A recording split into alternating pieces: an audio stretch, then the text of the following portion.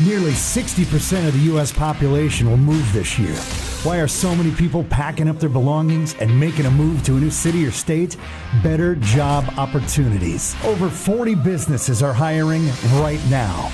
That's why the Sioux Falls Development Foundation created Work Sioux Falls, a local resource that gives job seekers an inside track to jobs that are open right now. See the difference a local company can make. Visit SiouxFalls.com/work. The #1 city for best small places for business and careers according to Forbes magazine, Sioux Falls. Work Sioux Falls. ZipRecruiter's #3 hottest job market, Sioux Falls. Work Sioux Falls. Over 40 businesses are hiring right now. Work Sioux Falls. That's why the Sioux Falls Development Foundation created Work Sioux Falls, a local resource that gives job seekers an inside track to jobs that are open right now. Work Sioux Falls. See the difference a local company can make in your career. Visit SiouxFalls.com/work. In the 1880s, courageous sisters came to Dakota Territory on a mission. Nothing fazed them when it came to founding our ministry. Today, Avera has that same tradition of determination. We're reaching you in new ways. Virtual health and smartphone visits. Clinics conveniently located in your neighborhoods. No matter what the future holds, our passion for progress will never fade. At Premier, it's about doing what's right for our customers, employees, and communities, giving our time and resources to support what matters most: academics and athletics, arts and entertainment, families and economic development. When you have the right people, financial solutions, and a spirit of service, you build one of the nation's strongest financial organizations. First Premier Bank and Premier Bank Card. Investing in you. Member FDIC.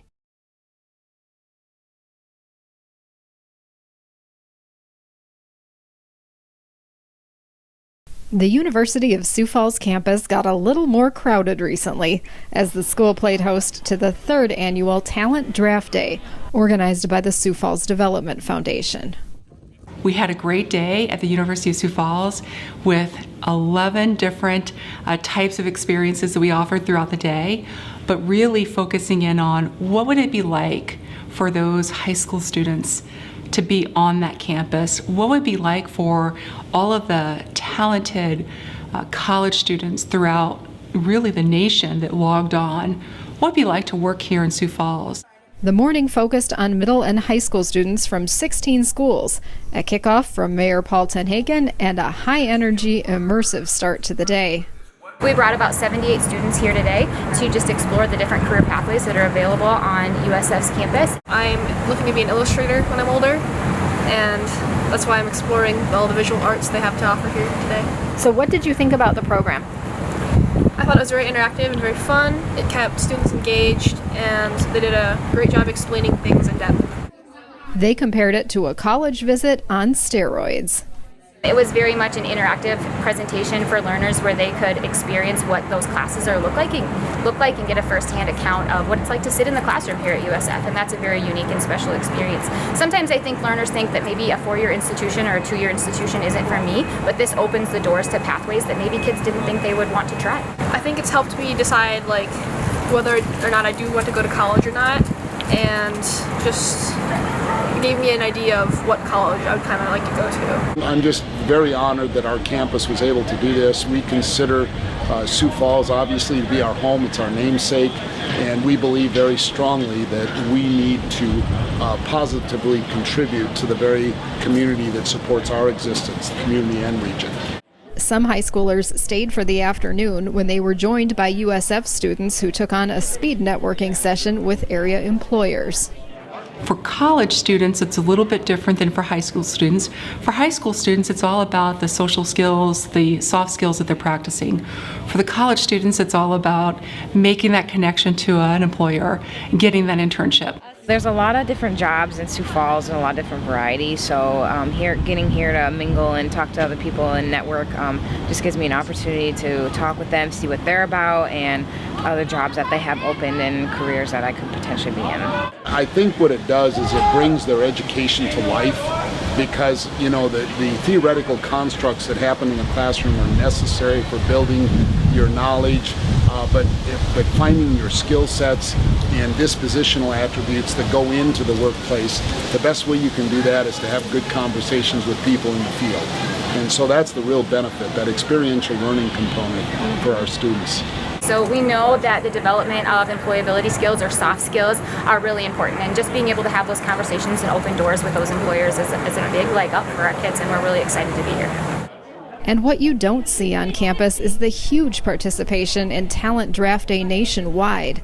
Students representing 252 colleges logged on for a virtual interactive panel discussion.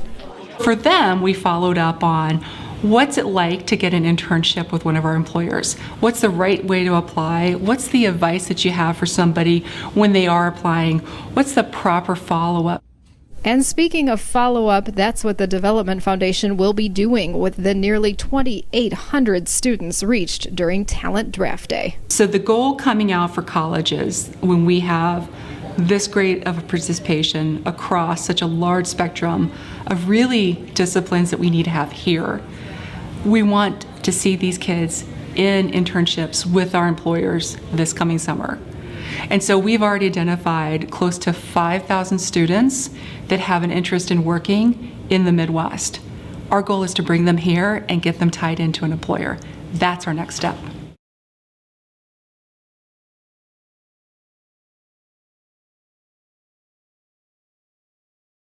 Your next great employees could be getting ready to graduate from high school, and now there's a new way to connect with them. What we have noticed is that we have a lot of kids that are currently in school, in high school, without having plans in front of them. They don't know what they want to do after graduation. So what this program does is it helps to find what their natural interests are, aligns them to an industry, an occupation, a career path, and then comes alongside of them with educational support to be able to obtain that. The Sioux Falls Development Foundation launched its Career Connections program this fall on a pilot scale with nearly 60 students, 5 employers, and 3 school districts. First Premier Bank was one of them. For 2 Fridays, we'd have the same group of students that we could talk about our company, talk about our industry, talk about career opportunities. And then those 2 weeks, and then we'd have another group of students rotate through, and that was for the first semester. In the second semester, those students got to identify which industry or which company they wanted to pursue. And so then they are full-time on Fridays coming to Premier. One of those students is Thaddeus Knigge, a senior at New Tech High School who wants to own his own business eventually, but realizes he needs to learn more about business first. It was amazing, and First Premier kind of stuck out to me in a way that I can blow my knowledge up in entrepreneurship with also understanding the bank's aspect of when I come in and I want a loan or something for my business, really truly that way. He now meets one-on-one with Vice President of Business Banking, Pam Hanneman. Kind of opens their eyes that, you might be thinking about one thing today, but certainly those career paths can change over time. So I think it's very important for students to see that. Plus, it's great for me. I totally enjoy getting to meet these new young leaders that are going to be our future workforce. We've got some great talented individuals right here in our community. And if we can figure out ways to keep them here, it's just going to be better for all of us. I met amazing people. Their staff is great. They're fun. They're funny to work with. They're just welcoming and everything, and they're willing to share their knowledge. High schoolers also got a look inside Grand Prairie Foods, a new employer to many of them. I don't need hundreds of people, but I could benefit from 2 to 3 very intentional recruitments and developments, and so it's perfect for us. She begins by asking the students to think about what's important to them in a career: money, job satisfaction, or commitment to community. So we start kind of high level, and then I ask the very obvious question: how many of you have ever thought of manufacturing or have ever been encouraged by your parents to go into manufacturing? And that's a pretty blunt question because the answer usually is no. And I know that to be the case, and then we challenge them on that. We say, well, why is that? Because you think it's something that isn't as important as another occupation? And then we get into the conversation about what we do. They get to learn from people who work with us. And it seemingly doesn't take long before students form strong impressions. This Career Connection program is an amazing program. every student should really take it and take that opportunity for it. You get to learn it through businesses, and some of the businesses that was part of this program I've never heard of. And it was kind of fun to understand what they do and what they do at a national level, almost a global level. The people that I've interacted with, they're great students, they're very focused, they're goal-oriented, they've got ideas of their own, which it's fun for me to see. After you spend an hour with them, you are just, I mean, it's invigorating, and it's a connection with young people. So I would highly encourage all employers to do it, for sure. Next school year, the Development Foundation hopes to bring many more employers into the Career Connections program. The Development Foundation handles all the logistics, including connecting students with employers.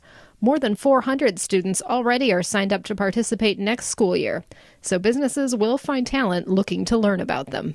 We're making a meaningful difference with these kids, coming alongside of them, giving them that opportunity that wouldn't be there but for the fact of this Forward Sioux Falls sponsored program. And that is really powerful.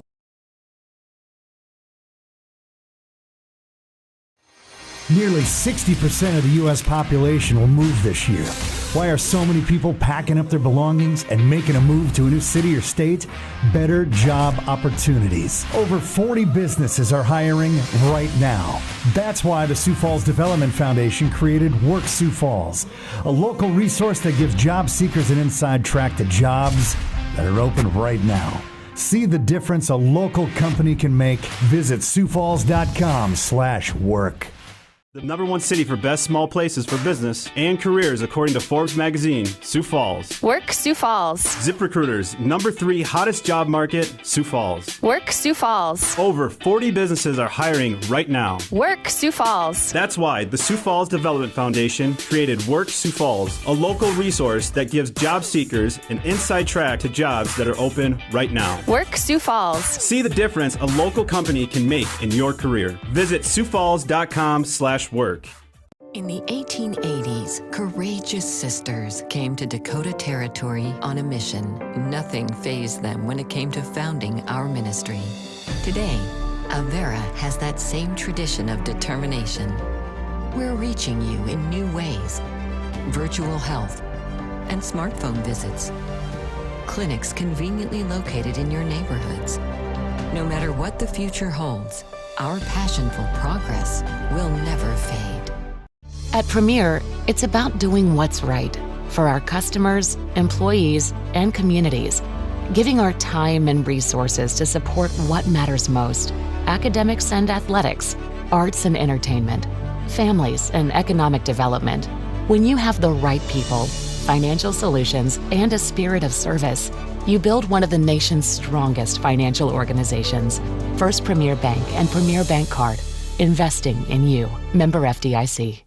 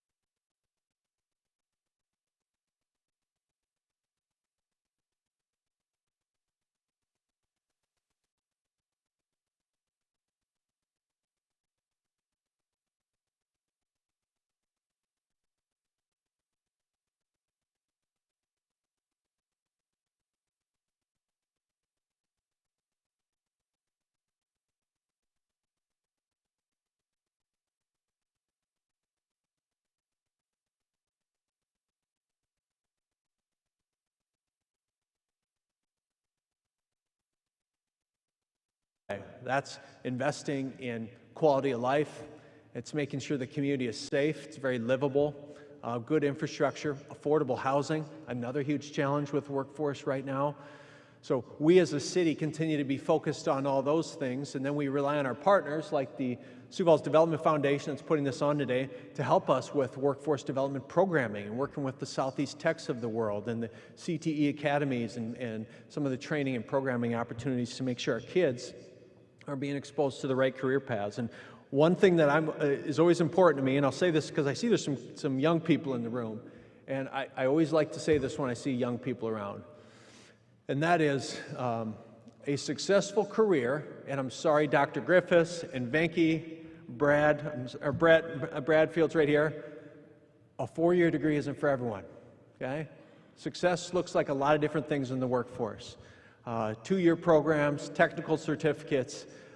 We have to continue to look at what's the totality of education and what lane can I best fit in. And it may or may not be going to DSU or going to USF. It may be going to STI, it may be going to Lake Area Tech, and then coming back and getting an incredible job here that you're going to have very little student debt and you're going to have a great career.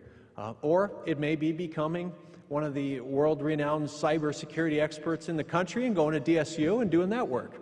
And so we're really passionate about that, exposing people to different careers and different opportunities in the state. And so last thing I'll say on this topic, and then I'm going to turn it over to our speakers, there is this great American reset that's just happening right now. It's just a weird time. It's a weird time with housing. It's a weird time with politics. There's a multi-trillion-dollar kind of social bill that's getting lobbied in Congress that may or may not happen, and if it does, there'd be just tranches of money to invest in different programs. I never thought I'd see a day when McDonald's has a sign that says $14 an hour, at least not during my time in office. It's just an interesting time, and it's making it very challenging. And so what it takes for you as employers is just to continue to be innovative and continue to know that we as the city, we're doing all we can to keep bringing people here to try and build housing as fast as we can. We've had a record number of permits we've issued this year, and make sure this city is very livable and a great place where people would want to live, work, and play. So with that being said, I get the opportunity to introduce a guy who knows a ton about growing a workforce and building community, and that is Mr. Dana Dykhouse, the CEO of First Premier Bank. So please welcome Dana. At Premier, it's about doing what's right for our customers, employees, and communities, giving our time and resources to support what matters most: academics and athletics, arts and entertainment, families and economic development. When you have the right people, financial solutions, and a spirit of service, you build one of the nation's strongest financial organizations. First Premier Bank and Premier Bank Card. Investing in you. Member FDIC.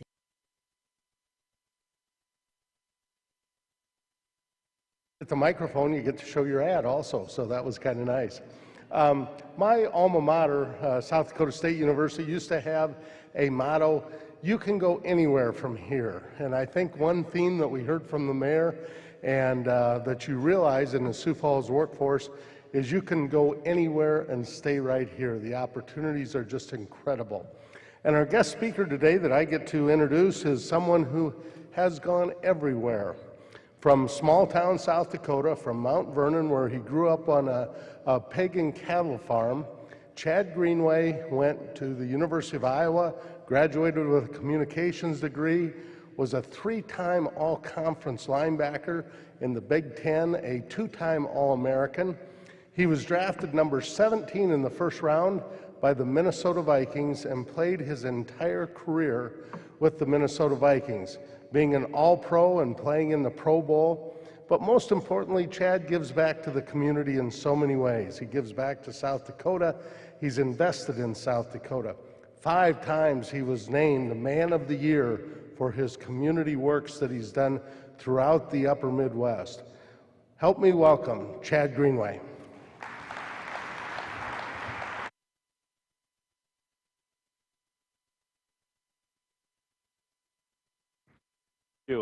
Thank you. This is an intimidating thing to get up here in front of you guys. It's a lot harder than playing in front of 70,000, I'll tell you that much. So first of all, it's always great to come back to South Dakota. I like to continue to drive about another hour 15 to Mount Vernon and see Grandma, see my mom, take the kids back. But this is fun because there's so many friendly faces, so many people that I've seen, I've met over the course of my playing career, the course of growing up. And as you guys know, living in South Dakota, you're never more than one relationship removed from knowing somebody that you grew up next door to. And I love that about coming home, and I miss that about South Dakota. I'd be remiss if I didn't take the opportunity to thank Dana and First Premier Bank. You know, A, the reason I'm here today, to come back to Sioux Falls and talk to this group, but B, what's not really publicized or known is Dana and the team at First Premier Bank has taken care of me and my family since I was 22 years old. Coming out of college, first round pick, with that comes a lot of responsibilities and a really good and bad problem is it comes with money. And as a farm kid, we never had that. What do you do with that check? So I sprinted to US Bank, actually, and put it in the savings account. And I was like, well, I just know it's going to be safe there. And a few months later, we talked to the group at Jeff Rodman, of course, legendary Jeff Rodman at First Premier Bank, and made the connection. And in a world that's extremely hard to navigate as a 22-year-old kid with opportunities in front of you and in the NFL career, First Premier Bank has been there for us through and through and through. So with the kids in the room, like you said, there's so many opportunities. Like the mayor said, so many opportunities to stay here in Sioux Falls. And for me, as sort of a rural kid growing up in Mount Vernon and having this idea of what Sioux Falls was like, and then now seeing Sioux Falls now that I've been to Minneapolis and I've lived there for a number of years, to come back to Sioux Falls, man, I want to move back. I really do. It says something, right? When you, I've been, as you mentioned, I've been all over and played in different places and been able to vacate to different places and now lived in Minneapolis for a long time.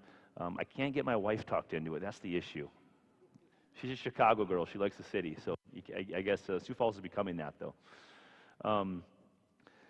So what's fun about being here today is I've been through a lot of these experiences, and I've used sports as my vehicle to get to a lot of things. And sports provided me an incredible opportunity to meet amazing people, have amazing experiences, but also created an opportunity for me to become really the man, the husband, the dad that I am. And none of those things happen without growing up in small-town South Dakota. I truly am a byproduct of Mount Vernon, about growing up in a rural setting where the community is everything about the local high school football team, the basketball team, taking care of its own. And I grew up in that nurturing environment, and that's really what made me the man that I am today, that I try to present to my children or to the businesses that I'm running or to our foundation. And it starts on a little family farm back in Mount Vernon. And the reality is when you grow up in that environment, both my parents went to Mount Vernon High School, class of 76, high school sweethearts, had my sister right out of high school. They started farming right away with not $1 to their name. The bank owned everything. I'm not sure what bank that was, but it's probably First Premier. We'll just assume it is. And they didn't have a thing, but they had each other. And that means a lot, to have a mom, have a dad, and have a goal. And the thing I learned from them is when you work with somebody day in and day out, and they're your wife, they're your husband, but they're also your coworker, and you're running a business with them, you learn a lot. And the first thing I want to talk about is as a leader, your ability to move on and forgive. Right? There's 7 pillars when I look at leadership, right, that I talk about. There's 7 things, and this would be the first one, and maybe the most important one, is when you're working with somebody, an employee, a coworker, the ability to move on and forgive. Man, we saw some good fights on the farm where we're trying to decide if we're going to sell grain at this point, or we're going to put it in the bin, or we're going to move the pigs on this day, or we need to get that fence fixed, or whatever was out there. There was an argument or discussion with my parents. But to see them come together at night, right, over supper, and whatever it was, they share a moment, and you see the argument, and then you see them put it back together, that's a lesson I'll never forget, and a lesson I try to bring into my own family and with my own marriage. And the thing about growing up on a farm that I'm now having a hard time with my own children is presenting an opportunity to create leadership opportunities to young people. So when I was 9 years old, I was driving the farm truck. If anybody who grew up on a farm, you drive way before you should, even though they do that in South Dakota anyways at 14. You were driving a farm truck. And the first job was, You need to follow Dad in the combine because we got to move three miles to the north to get this next field. So you just go follow along and you're going nice and slow. But it was something that was really, really important, and it had to be done. It was just one of those things to save Dad another trip or another 2 hours so we can get moving and get going with the weather and whatever was coming in. And that's just one example. Moving grain wagons. You've never felt pressure like getting in the line at the elevator with grain wagons that you had to pull in. If you had double stack, you had to pull in, then you had to back up. Who's done that before other than me? That's pressure, right? If you want to talk about pressure as a 12, 13-year-old kid moving grain into the elevator, the reason I bring these things up to the young people in the room is I grew up with an opportunity, right? Town of 400 people. I graduated with 26 kids in my class. We played 9-man football. There's no reason I'm up here talking to you as an 11-year NFL pro, right? The odds are against me, and I'm really glad when I told my dad when I was 6 years old, I'm holding the gate, he's feeding cattle, that I wanted to play NFL. I wanted to play in the NFL, and he didn't say that wasn't possible. He didn't say that 99.9% of kids won't realize that dream. He just said, okay, well, it's going to take a lot of hard work. But I didn't realize how much of an opportunity it was and a blessing to grow up in that environment and have opportunities to lead as a young person, to get responsibilities as a young person that not only mattered. You talk about keeping the young workforce here. Well, I had it ingrained in my body and everything about me, my being as a young person, that it was important, it was valuable to do that work. Because my parents, and to my second point, belief in purpose, right? What are you really here for? If you're running the business and you're trying to create an opportunity for young folks to come in and work for you, belief in purpose and having an idea of who you are as a company. And I learned that from my parents. My grandparents, who, multi-generational farmers, always hard scrabble, year after year. Are we going to make it this year? Are we going to have a crop? Are we going to get rain? Is it going to rain in the month of July just one time, we hope, right? But a complete belief and purpose of what they were there for and what they were doing. You think about that. You take that to anything in life. If you're a school-age kid, right, in high school, putting yourself in a position to, believing in yourself that you're going to get the best grades you could possibly do, no matter what. Get rid of all the distractions, all the social media pressure, everything you guys deal with now as kids. Complete belief and purpose in what you're there for, and can you get the most out of it, right? That's a hard and challenging thing to do, but I learned that the best way from my parents. They're out there with very little to their name financially, right, trying to figure it out, and complete faith and belief in each other. They're going to find a way to get it done. And that resonates with me as a young person to see that and now take that, accept it, and move it on to Iowa and to the NFL and put that into my teams and become a leader and become a captain on those teams because of things like that, those intangibles that you learn. I want to talk a little bit about my grandparents, and not to bore you with my lineage, but my grandmother, Alaska Schoenfelder, was a state public utilities commissioner, and I learned a lot about public service from her. They had a big farm, they farmed together, and she decided one day that she was going to run for office and take this position on. And it was a massive deal. It's an elected official. You have to go through the whole election process, and we're putting up signs, and we're calling neighbors and see if we can stick a sign in the yard, and we're wearing T-shirts to school, and we're getting out the vote and all that stuff. And it was an amazing thing to watch as a high school kid, because you saw her completely immerse herself in something, but it wasn't for her, it was for the greater good of the state. And I can pull up C-SPAN videos from the 90s and see my grandmother talking in front of Congress and show it to my grandkids, because my grandmother's passed, show it to my kids, and show, look at where she came from. She grew up in Faith, South Dakota, which is really on the edge of the earth. And she grew up out there, what is truly in the middle of nowhere. Just when you think Mount Vernon's in the middle of nowhere, you go 3 more hours that way and further north. And she grew up there, and she's now running part of her state. Now she's in Washington, D.C., and meeting with everybody you can meet with, and has this position to really impact the people of South Dakota. And she did that in a great way with a lot of information on the telecommunications bill. I don't know a lot of the ins and outs of what she was able to accomplish, but she was very influential in bringing telecommunications to South Dakota. And that's something I'm very prideful of. But watching her go through that process as a high school-age kid, you never forget stuff like that. Those are the years where things really, you take them in, you learn, you watch, and then when I'm 24 years old and going to the NFL, I think about those things and realize, how can I make an impact to my community? And that stems with the Lead the Way Foundation. You mentioned the Man of the Year, we won 5 times. Well, it's not about winning the award. It has nothing to do with winning the award, right? It has to do with how much can I impact the people around me. And I learned that at a young age from my grandmother. And I think it's important to learn those lessons because everybody in this room has somebody around them they can take something from. No matter your age, no matter your lot in life, no matter if you're Dana Dykehouse, if you're me, or a kid sitting in the room, you can take somebody from something from somebody that you meet today, that you meet in school, that you meet in your day-to-day life. You take it, you learn from it, good or bad, and you implement that into your life. Right? That makes you eventually a better leader. Right? Taking small things from people. So my grandfather, so I'm talking a lot about my mom's side today. So Grandma Alaska married Grandpa Mike, right? They're both passed now, but Grandpa Mike was an orphan. There was 4 boys. They all got split, all 4 different ways. And back then, I mean, he was used as basically a laborer. He would go to a foster home, and he would have to work the harvest, and he'd be, pulling corn all the way to school, pulling corn all the way back. Truly, like they say, kids, like walking uphill both ways, working your way there and working your way home. And what saved him was Grandma Alaska. But what unbelievable, like when he passed away, to see what he had started with and what he had accomplished in his life, right? Very non-famously, but in an unbelievable way, worked so hard every day to grow his farm, right, with the help of others, but so hard every day to work his farm, to see what he accomplished financially, but more importantly with his relationships at his funeral, was truly an amazing start to life to finish and what you're able to accomplish, and the power of hard work, the power of dedication, the power of fighting through tough times and learning things the hard way. That's just a snippet of what makes me. Right? So the reason I say that is I talk about like what makes you up as a leader. Who are you and why are you the way you are? Well, look back at the people that came before you in your family. Look at your mom and dad. Look at your grandparents. What were they able to accomplish? What were they like? What did they do? What can you take from them? I was blessed because I had 2 parents in the house. I had grandparents around me that I was able to learn from and watch and see and be a part of my life. So that's an advantage.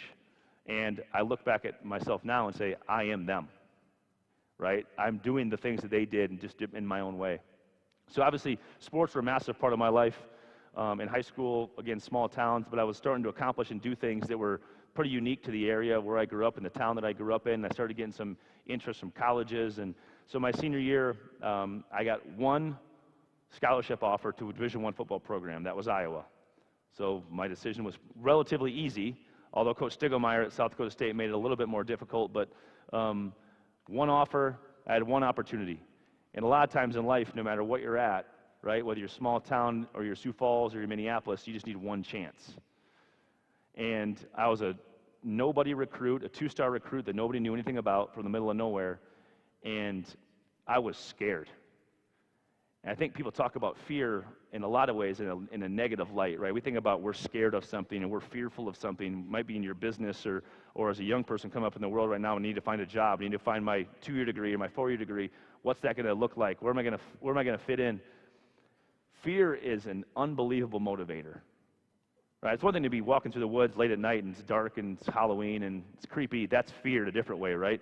But when it comes to like living your life and making decisions, and for me, like I was scared to go to Iowa because I was the only Division I football recruit in the state, right? If I go there and I fail, and I come back and I come play football or I come move back to the state and do something different, everybody in the state's going to know that I failed, right? And I felt that pressure on me. Whether it's right or wrong, and if people were even thinking that way, who knows? But in my head, that's how I was thinking. And I let that become this massive chip on my shoulder that says, I have this opportunity to be great. This is what I want. This is what I've always wanted, was this opportunity.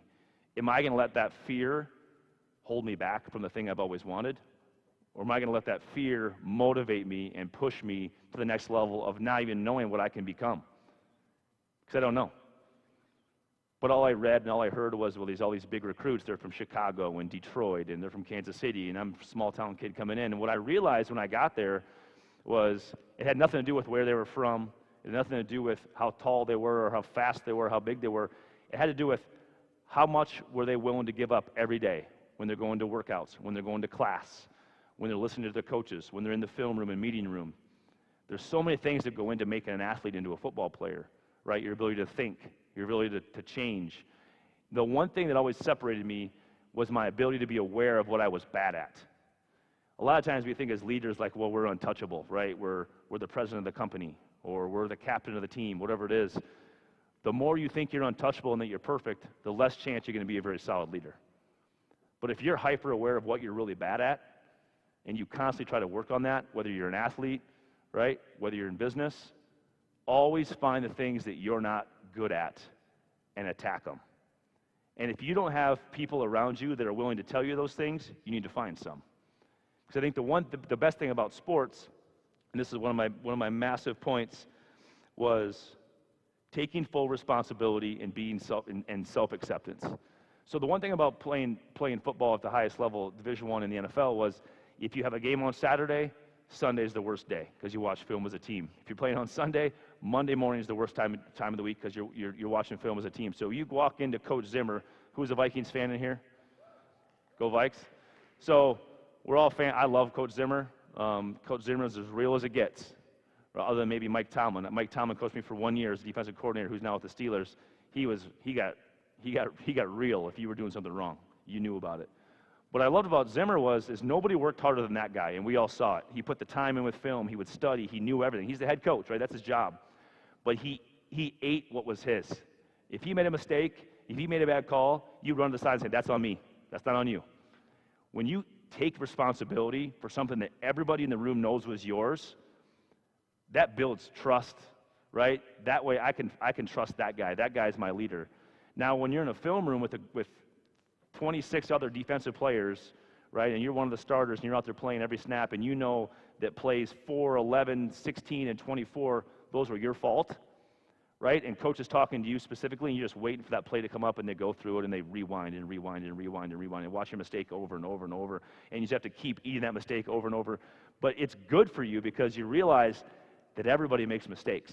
Because on play 13, it was your buddy. On play 16, it was somebody else. On play 22, it was the other person in the back end. And you realize that nobody's perfect.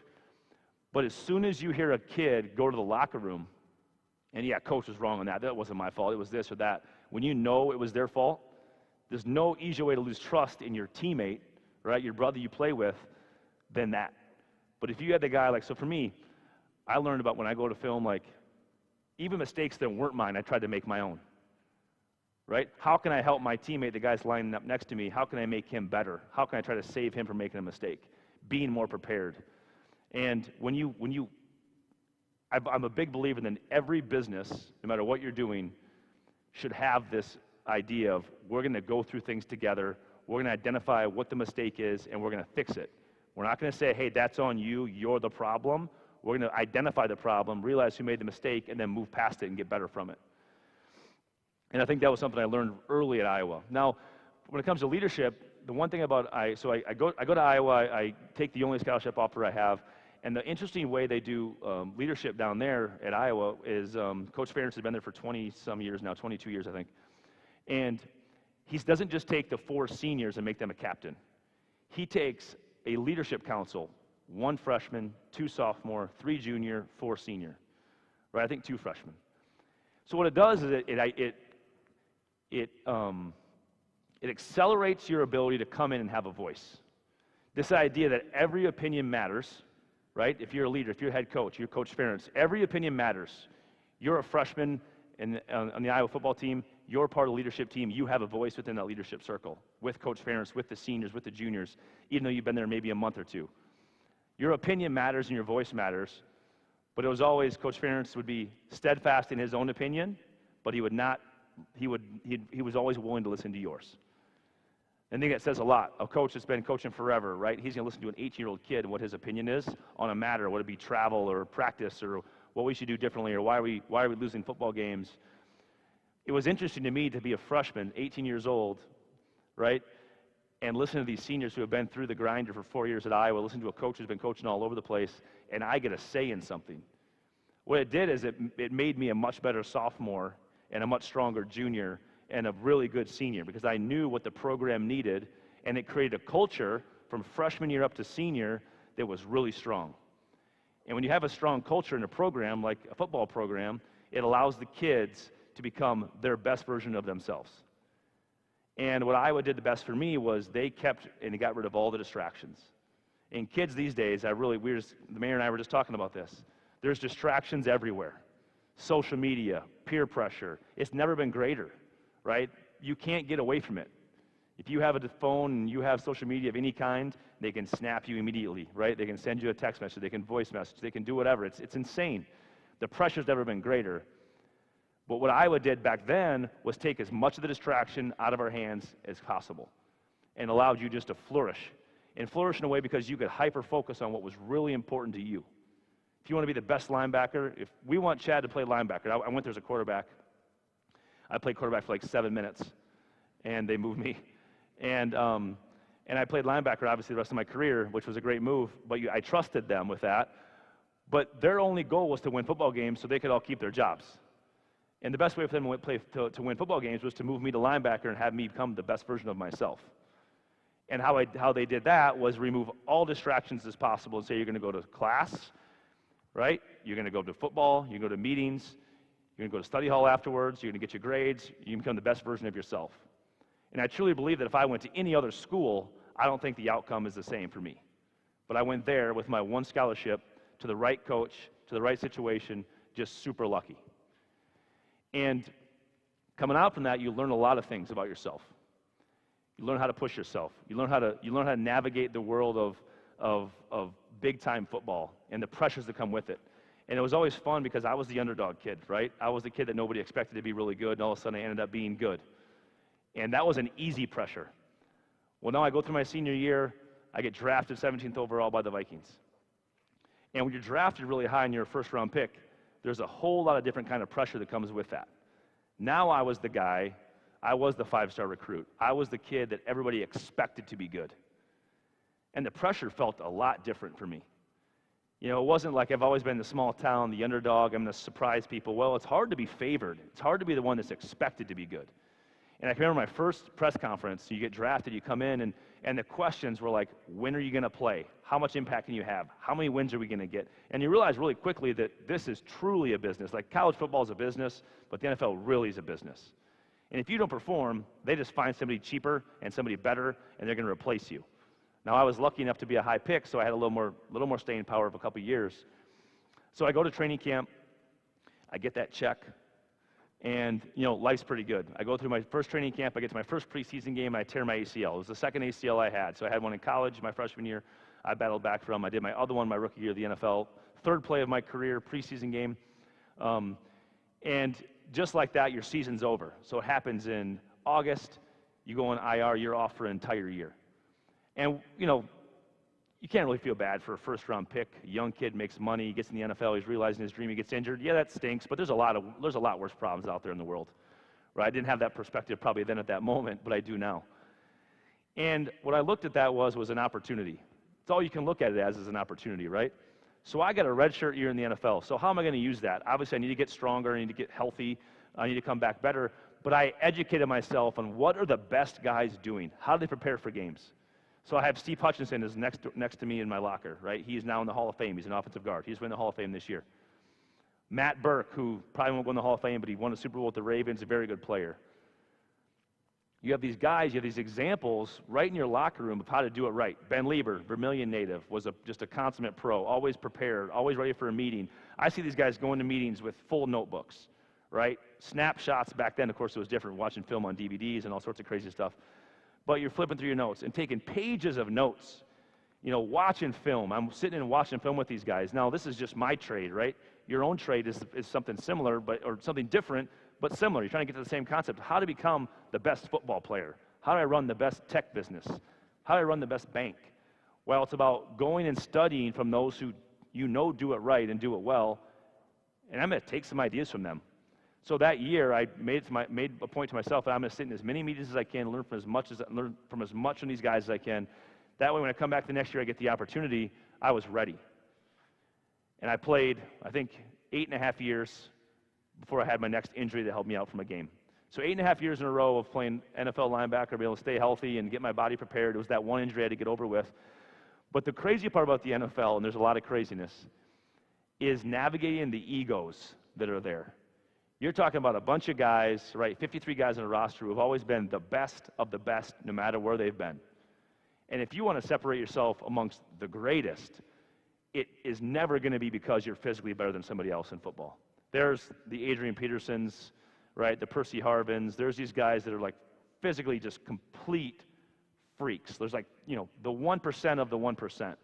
And those guys are, you know, I told Adrian this all the time. I was Adrian's teammate for 10 years. So you get to play against the best player in the league for 10 years in practice every day. So it makes you good. But I told him he'd work hard in the weight room and he'd do all that stuff. You know, he could be a guy who would have 4 cheeseburgers and a big bowl of ice cream and go out and run for 250 yards. I said, dude, you were just born. Don't take any credit for that, right? You can't take any credit for being good. You just came out. It was plug and play for that guy. Like this guy, you could walk in the weight room and he'd be like, hey, I bet I can do 25 pull-ups. Like, okay, $100. Boom, 30. No kidding. Like freak. And, but you learn from these guys and you take stuff from these guys. But the hard part is, how do you become a captain in that environment? How do you become a leader in that environment? You don't get it without some experience. Like you don't walk in the NFL and be like, well, guys, I'm here, first round pick, so you're going to probably listen to what I say, right? No, it doesn't work like that because those guys have all been through that. They've cut their teeth. They've made it. They've navigated this impossible percentage to get to that point, and you have to earn it. So you do have to lead by example early. You have to kind of become part of the team and kind of learn the fabric. But as soon as you start playing, I don't care if you're a rookie or you're in your 4th year, as soon as you start playing and producing, it is a production business. When you do that, you automatically start to get respect. That's the only way to do it, is you got to go play and prove that you can play, because that's the only separator. So for me, it took a few years to move into that leadership role. But as soon as you start playing and then stack game after game after game and then year after year after year, people start to realize, okay, this guy can play, right? He's a good player, but is he a good leader? And then I started realizing I was probably in a good spot when, like, I'm in year 4 or 5. Now I'm the old guy. We were just talking about that, right? Like, you become the old guy really fast in the NFL. I'm like 28, and I'm like the old guy in the room. It's like, what? Doesn't make any sense. But you realize when people start asking you for like personal advice, hey, my girlfriend's parents are in town. It's like, okay, you know, you break down these problems, right? You become like the counselor. You know, financial advice. It's a massive thing in the NFL locker room. They're coming to you for advice because they trust you and respect you. And so you become that sort of organically, and then all of a sudden the coach calls and says, hey, and this is where it gets a little iffy. It's like, hey, you know, I need a voice in the locker room. Like, hold on now. Because we call them company men in the league, right? Like, I don't want to be a company guy. I don't want to be a guy who's going to be, you know, thinks that if something happens in the locker room, it's going to get back to the coach. I don't want to be that guy. He goes, no, but I respect you and I trust you that if I need the information from something, you're going to give it to me in a certain way, right? Whereas I'm not going to give up a name, but I'm going to kind of tell you the pulse of the locker room. And you kind of become this, I guess, captain, this leader. And then all of a sudden you get a voice. And I always think this is the hardest transition for leaders, especially in athletics, and I think probably it's crossed over to all business, is when do you become a leader by your actions, right, and how you go about your business in your day, to using your voice. Because that's the hardest thing to navigate is, am I in a place as a leader that I can use my voice and tell somebody else what I think or my opinion, and are they going to respond? Are they going to throw this back in my face? Or is it something that they're going to take, learn from, and accept? And I kind of felt that out by what I was getting in the locker room. And I became that leader, and I was a captain for 5 years. And I don't think any of that had to do with, there was a point of it where it was yeah, because I was a good player, but it was more about how I went about my business, how I approached practice, how I approached the weight room, being the first guy there and the last guy to leave. That stuff really matters because it makes people gain respect for you. If you're the captain, you're the last one out to practice, showing up late, you know, the whistle's going and you're sprinting to a drill because you're late, or you're the first guy sprinting off practice, not getting the extra work in, your teammates who are trying to get to the place where you're at in your career aren't going to go ask you a question. But they're going to see in your 5th, 6th year, and you've had maybe some financial success and football success, they're going to say, well, this guy's staying extra. He's putting the work in. I should probably go ask him a couple questions. So it's about your work. It's about doing it all the time. And it's about being aware of what you're not good at. The worst and best meeting of the year was the exit meeting with your coach, right? You go back over your whole season, right? There's 16 games or there's 19 games, you got playoffs, whatever it was. And he breaks you down, basically, what you're good at, what you're bad at, what you need to improve at on the off season. And it's just living in the world of like, hey, let's not create an environment that's not real. And I talk about this with my 14-year-old now. Let's just live in the real world and talk facts, right? She's 14, so she's a maniac, right? But let's just talk in facts. Let's not make something up or do this. Let's just live in the real world. If we live there, everything else becomes really easy, right? We all want to create this environment of like, well, we need to sugarcoat this, or we need to do that and make it feel good. Like, no, that doesn't get the job done. We got to live in the real world and talk real. I think this day and age more than ever. So you can tell I've navigated the world in a lot of different ways, and I've came from an area that in Mount Vernon, who's been to Mount Vernon? It's like the population. You know, it's just amazing to go back now and see the town hasn't changed absolutely one bit. I've been gone for 20 years. I get back as often as I can. My family all still lives there. My niece and nephew still play sports there. And I would not change where I grew up for anything in the world. And I'm an example of, probably a bad example for the kids here at this thing today, is you can truly accomplish anything coming from Mount Vernon, which means you can really accomplish anything coming from Sioux Falls. And the best part is now you can do all the things you want to do by staying here. Even if it's football. You know, back then, South Dakota State and South Dakota, they were Division II football programs, right? Look how far they've come in 20 years. We play South Dakota State next year. I don't want any part of playing the Jackrabbits because they can beat anybody in the country in football. You know, it's just one small microcosm of what South Dakota's accomplished in the last 20 years that I've been gone. And I looked fondly across the state border and hoping I can move back one of these days. But I'll still come back to Pheasant Hunt. Don't worry about that. Just to finish, there's a part of my career in football, my 9th year in the NFL. I talked about Coach Zimmer real briefly. I think this is a really important leadership thing to talk about as I exit. And I do have time for questions. I think we're going to be able to do some questions, right? So think about some questions for me. But my 9th year, I had played for the same sort of coaching staff for 8 years, right? Gone through that whole process, kind of got my footing, became a leader. I was a leader in the locker room at the new organization. I re-signed another 5-year deal with the Vikings, and Zimmer comes in, whole new staff, and I go have a meeting with him, and I'm going to have to change positions. So a thing I've done for 8 years, right? NFL world, if you get to year 8, you're doing something right. If you can get to double digits, you're really living good. So I knew that in 9th year, like I'm near some point at the end of my career. I ended up playing 11 years. But at year 9, like you're within 3 or 4 years of being done. And Coach Zimmer and I hit it off great. Like, loved him, loved his approach, loved his intensity, probably the best football coach I've ever played for. Just knowing the X's and O's and having a new and unique scheme. It was really fun to play for him because we got to blitz and all these fun pressures. And about 2 months into him being there, I get a call from the organization. They want me to take a pay cut.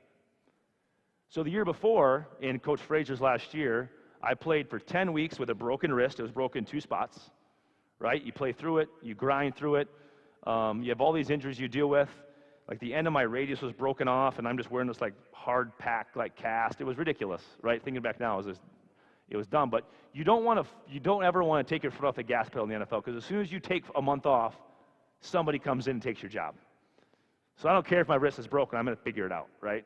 So you do that, literally 10 weeks, play through it, battle through it, come through the year. It was not a great year. Individually, I had a pretty solid year. Like if you look back statistically at my career, like it was one of my better years.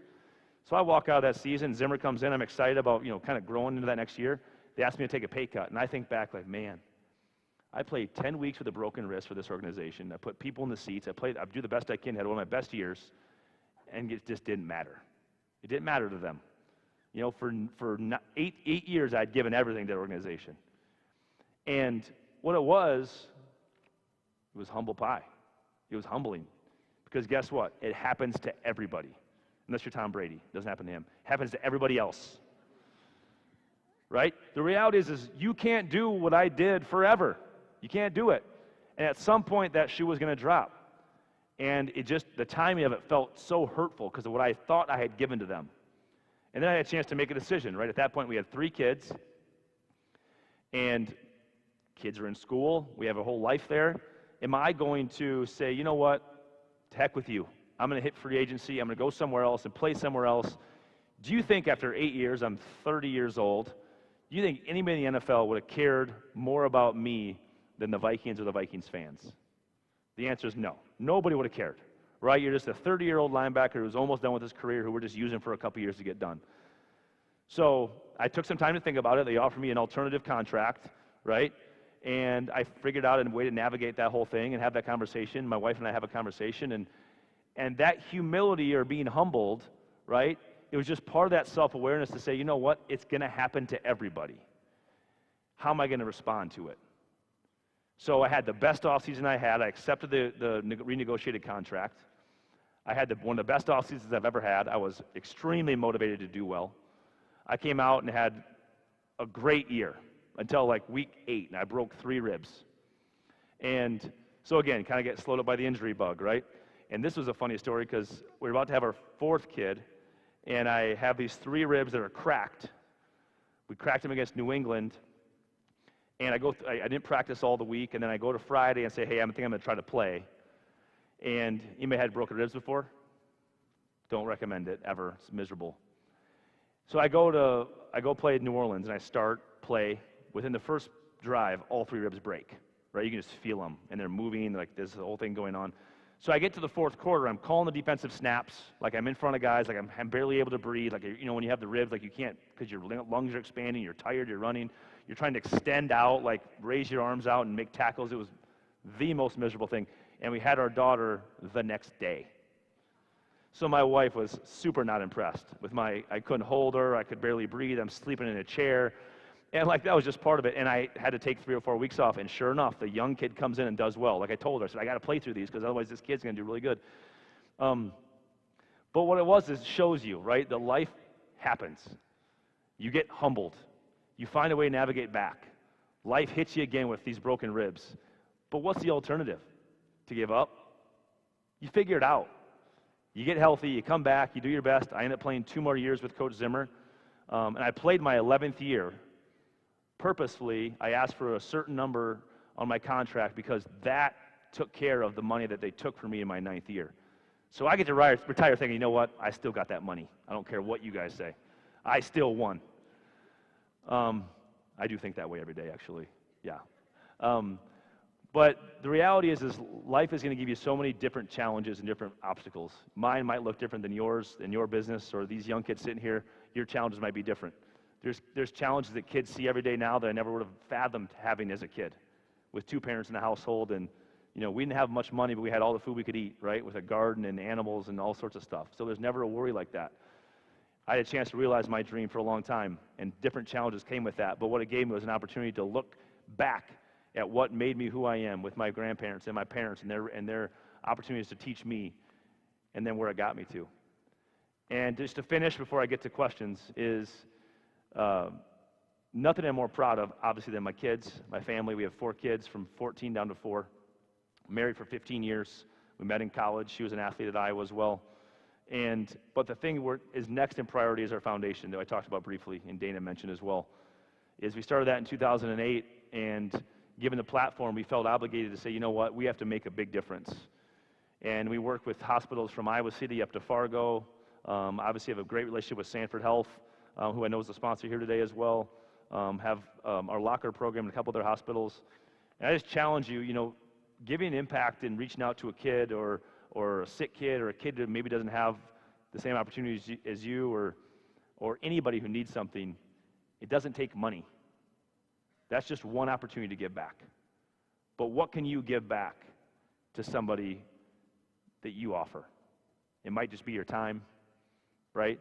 You high school kids, it might just be taking somebody under your wing who's having a hard time in the hallway or in the classroom, right? Giving them 5 minutes to have a conversation. You'd be like, hey, I got your back. If you need something, let me know. Here's my number. Or here's my snap, is that what you guys call it, right? But do it. Because guess what the foundation does a lot of great things for a lot of people, but you know what it does a lot for me. Like, I feel good. I feel like I've accomplished more things. I feel like I've given something to my kids to look at as an example of mom and dad weren't just like an NFL player. Like, if I leave this life and they say like, well, he was an NFL player, well, who cares, right? I say this all the time. There's nothing more irrelevant than a former athlete. Nobody cares because there's somebody new who's better, who's younger, who's faster. But make an impact bigger than that. Something you can be proud of, and you can do that across all your businesses, all these kids. Everybody can impact somebody else, and that'll really last with you. So I appreciate the time, but I think I have some time. I'm not sure how much time I have, but I'd love a chance to answer some questions if anybody in the room across any of the things I covered.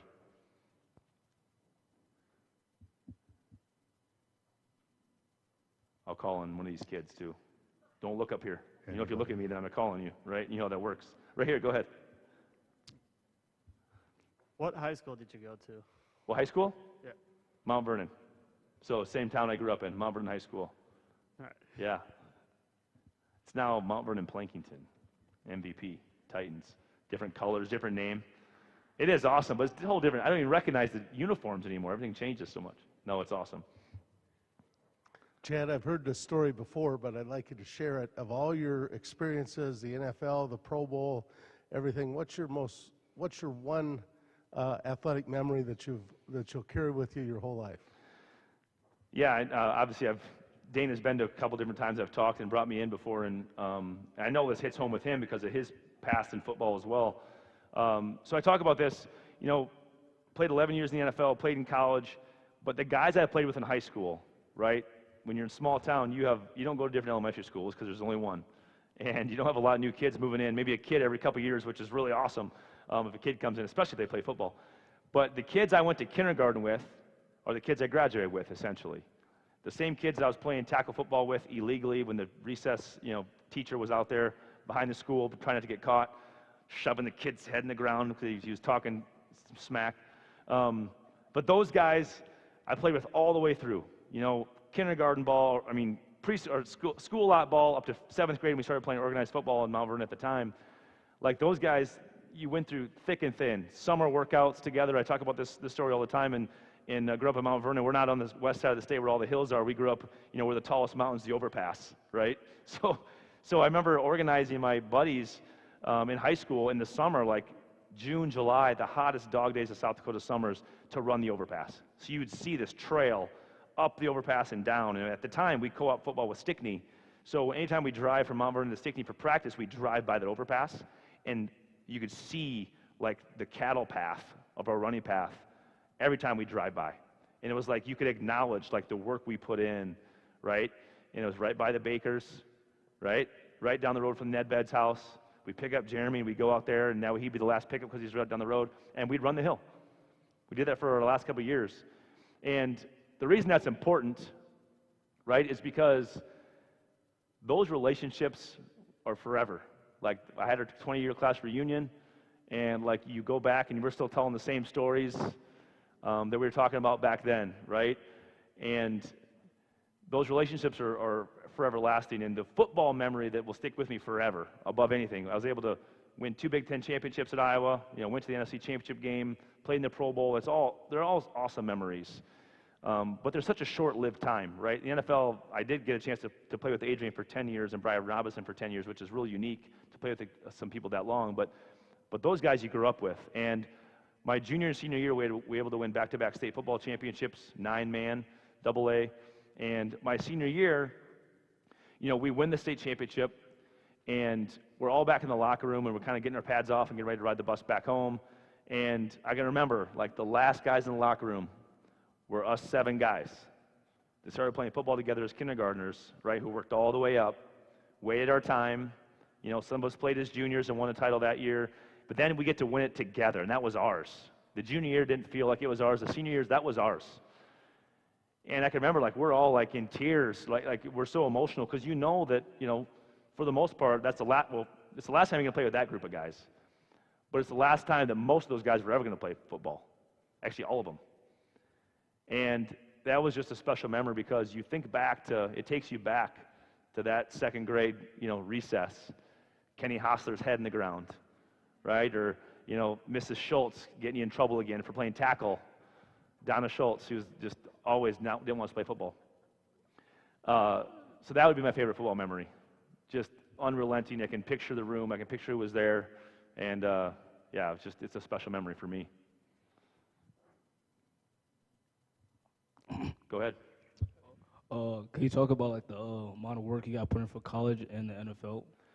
Yeah, so the hard part about college is you're going through high school athletics and you think like you have a way to navigate college athletics, and I can tell you that college athletics is a massive challenge. It's a challenge in time management because hopefully you're pushing yourself academically as much as you're pushing yourself athletically, and you got to put as much time into your academics as your athletics. So throughout the week, if it's a game week, you have obviously responsibilities for football practice, right? From like, for us, it was like 1 to 4:30 to 5 was in that time range of meetings, practice, post-practice meetings, study hall at night. So the first 2 years at Iowa, you had mandatory study hall and a certain number of hours a week. that you had to go get in. So that was at night. Of course, you wake up the next day for rhetoric at 8:30 a.m., miserable class, right? But show up. When you go to college, show up, okay? Show up, you get a seat, guaranteed, okay? Best advice I can give you.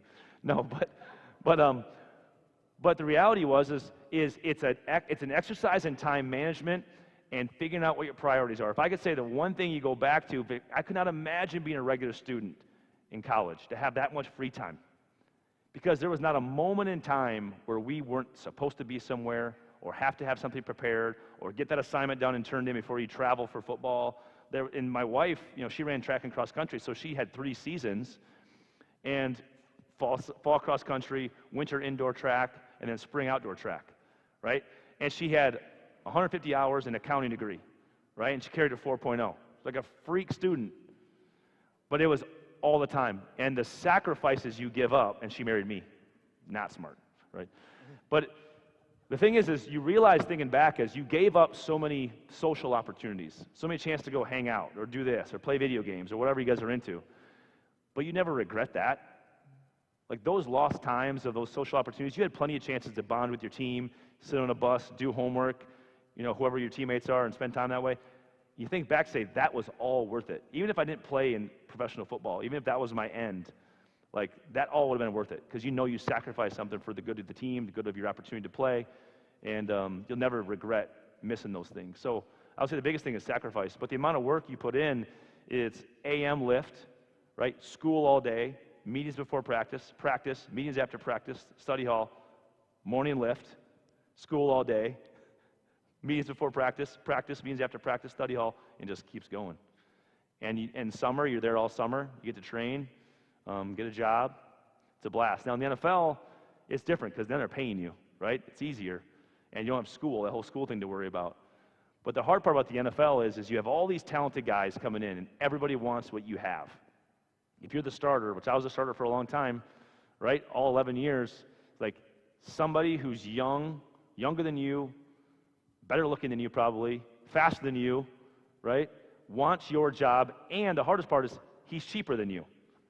So now you have to overcome all those things within your organization and say, I need to stay in front of this guy. So the reality is there's no off season. So you recover from a 16-game year, you patch up the wounds you have, you heal up, and you start training again to keep your speed, keep your strength. You got that next crop of recruits or draft picks is coming in. You got to stay on top of those guys. Just keep grinding.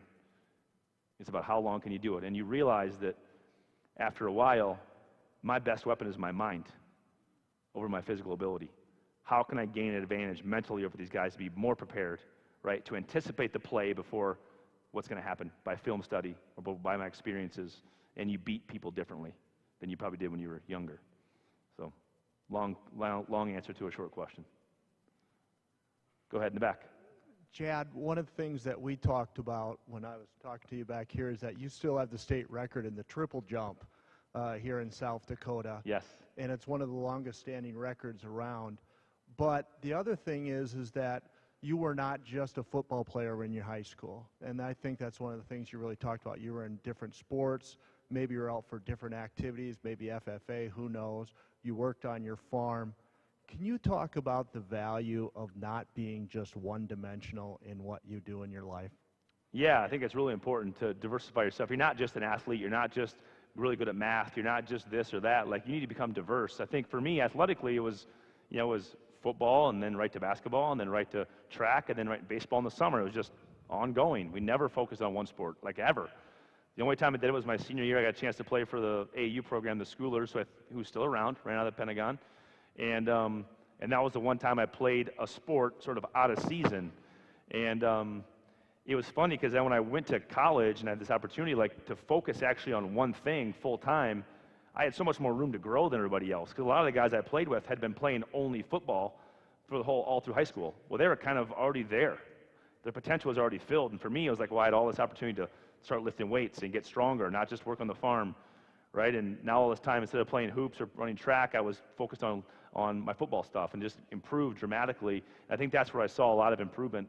But I appreciate you bringing up the track thing. It's one of my proudest accomplishments. I had 2 state records at one time. One's gone down now, of course, but yeah, I'm pretty proud of those. And of course, it's something that with my own kids now that we really push being multifaceted, and you don't just have to be an athlete. You need to be great at academics. You can be all things, right? You put the work in, put the time in, and be your best version of yourself. It's really important. Yeah, go ahead. All right. So I remember that you said that you changed from the quarterback position to the linebacker position in college. Were you like mad about that, or like how did you feel? Like, did you feel that? How are you going to feel when it happens to you?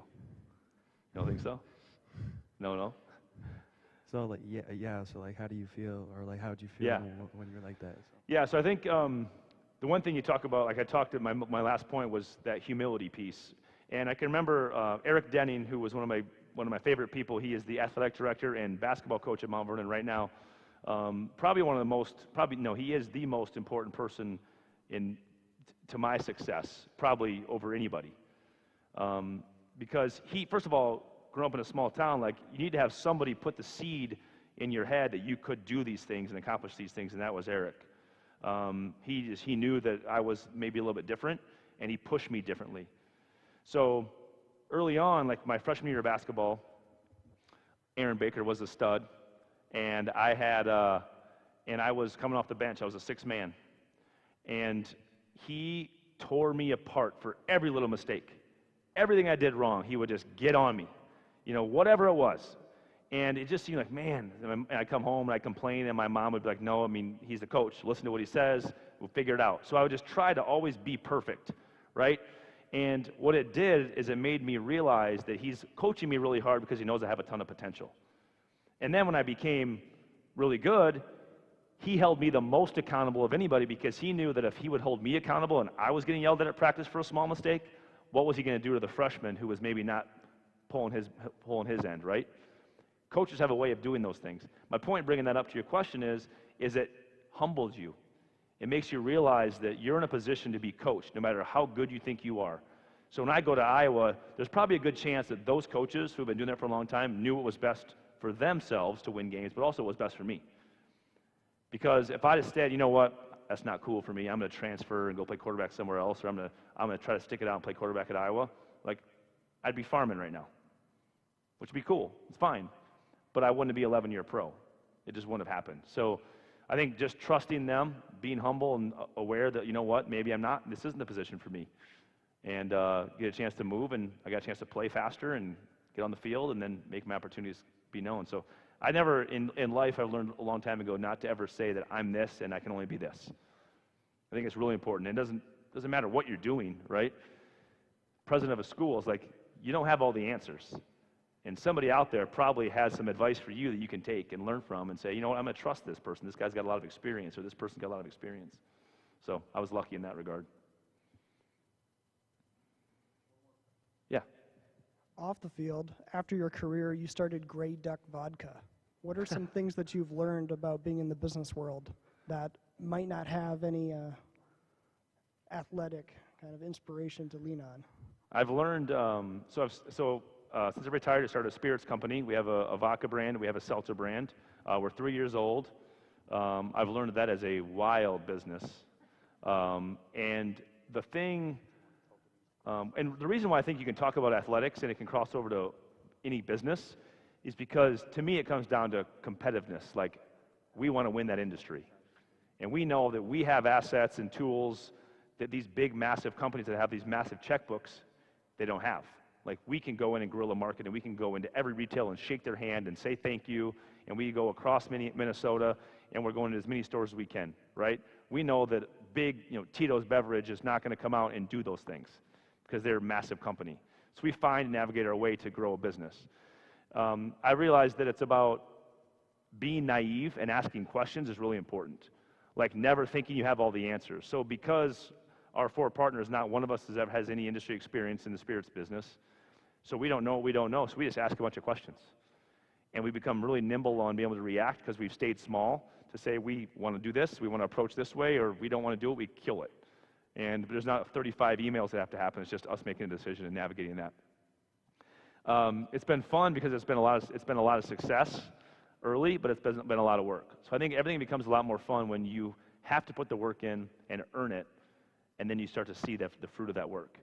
And what's fun for us now is we kind of started the brand on on the back of my social media platform and my brand that I created while playing, and now the brand is starting to live on its own, which is really exciting.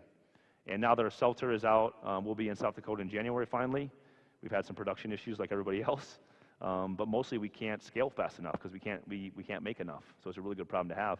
But we're hoping to be in South Dakota in the 1st of January, and that would be really exciting. And then my other venture I've jumped into is, you guys familiar with the SD Scores app for high school? If you're into high school sports, download it. It's free. SD Scores. Now we have one for Minnesota called MN Scores. And what it is, it's a kind of your go-to app for high school sports. So think of the ESPN app. If you have your favorite football team, whatever, the Vikings pop up at the top. We now have that in South Dakota. So I saw that business from afar. I sent them an email on the app and said, hey, I love this. I want to be a part of it and bring it to Minnesota. And here we are, a year in, and we're expanding and hopefully going to North Dakota and Nebraska next. So that's been a lot of fun. So a lot of things that I don't know, but I know that if you put some work into it and build some relationships with people, that good things will usually happen. That's good? Thank you guys for having me in. I appreciate it.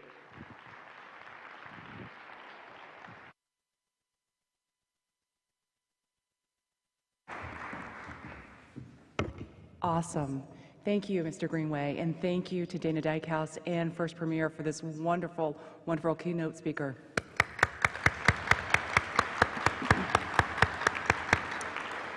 So we are now heading into our breakout sessions. Those begin at 1:30 and then 2:35 and then 4:05. So with that being said, thank you.